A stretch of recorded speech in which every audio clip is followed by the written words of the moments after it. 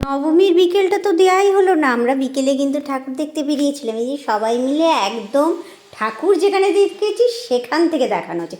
এই যে প্যান্ডেল আরম্ভ হয়েছে, দারুণ দারুণ প্যান্ডেল আর দারুণ দারুণ ঠাকুর। এক একটা প্যান্ডেল দেখে ফেলুন শুধু। রাস্তায় লাইটিংয়ের ডেকোরেশন খুব সুন্দর হয়েছিল। তারপরে আবার মেলা বসেছে। এই তো চন্দননগরের লাইট দেওয়া হয়েছে, এখানে আবার বজরঙ্গলী মন্দিরেরও দর্শন হয়ে গেল, আবার আরেকটা প্রতিমা দর্শন হলো। তারপরে কী যে রাস্তায় কিন্তু একটা রিলস করে ফেলেছিলাম, আবার একটা প্রতিমা দর্শন করতে যাচ্ছি। এই ঠাকুরটা কিন্তু খুবই সুন্দর হয়েছিল, প্যান্ডেলটা মোটামুটি হলেও ঠাকুর কিন্তু দুর্দান্ত।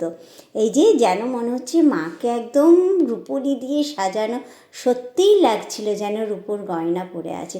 এখানে কিন্তু ধনুর্চি নাচ হয়েছিল, আমরা মিস করেছিলাম।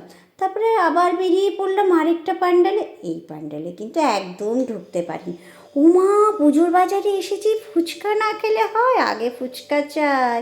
তারপরে কি এই যে মায়ের দর্শন করলো, একদম সোজা চলে গেলাম দেউড়ি মন্দিরের পরের